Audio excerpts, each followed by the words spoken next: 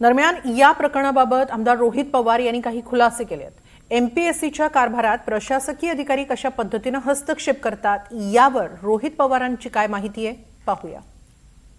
तुम्ही एमपीएससीचा जो घोटाळा आहे त्या संदर्भात प्रश्न उपस्थित करतात। या संदर्भात तुम्ही एक नायब तहसीलदारांचं नाव घेतलेलं होतं, त्यांच्या मुलानं चुकीच्या पद्धतीनं त्यांची निवड झालेली आहे। या काय नेमके नायब तहसीलदार कोण आहे, तो मुलगा कोण आहे? नाही, बार्शीमध्ये ते नायब तहसीलदार म्हणून तिथं होते।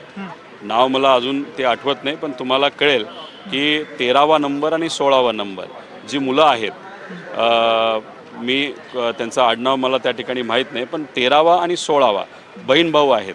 त्याच्यावरनं तुम्ही नायब तहसीलदारचा अंदाज तिथं काढू शकता। पण बार्शीला ते तिथं त्या विभागामध्ये काम करत होते पूर्वी, असं आम्हाला कळालं नाही। कधीचा कधी काम म्हणजे आय थिंक गेल्या काही वर्षांमध्येच ते होते। आणि महत्त्वाचं काय की मला असंही कळतंय तिथल्या काही शिक्षकांकडनं की त्या अधिकाऱ्यांचा शिक्षकांवर सुद्धा एक वेगळा वचक होता, नाहीतर ते एक दबाव होता की जेणेकरून त्या मुलांना मार्क्स मुद्दामून दिले जावेत, नाहीतर नापास होत असेल तर पास करा, असं सुद्धा काहीतरी पूर्वी तिथं झालंय असं आम्हाला कळालेलं आहे। विकलांग कोट्यातून पास झाले असं कळतंय, मात्र विकलांग नाही अशी माहिती देखील समोर येते। नाही, आता तर काय झालंय की आता मुलं शांत बसत नाही। मुलांनी ही सुद्धा माहिती काढलेली आहे की ते विकलांग काहीतरी दिव्यांग कोट्यामधून त्याला मुलाला तिथं तिथं त्यांनी रजिस्ट्रेशन केलंय आणि त्यात त्याचा नंबर लागलेला आहे। पण मुलांनी काही व्हिडिओ हे प्रसिद्ध केलेत असं आम्हाला कळतंय की अजून माझ्यापर्यंत ते आले नाहीत, पण मी जे काय ऐकलंय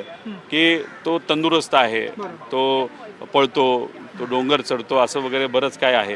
कुणी विकलांग नाहीये तरी पास होतं आणि ज्याला 10वीत एवढे कमी टक्के तो एमपीएससी द्वारे पास होतो।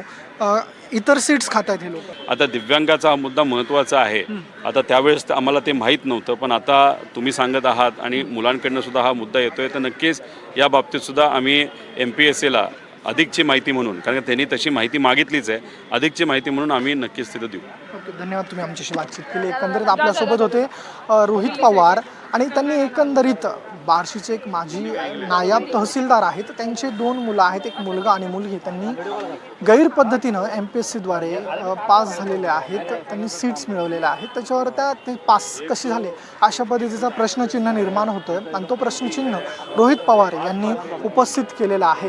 कॅमेरा पर्सन जितेंद्र वाघमारेंसह मी ऋतिक गणाकवार, NDTV मराठी, मुंबई।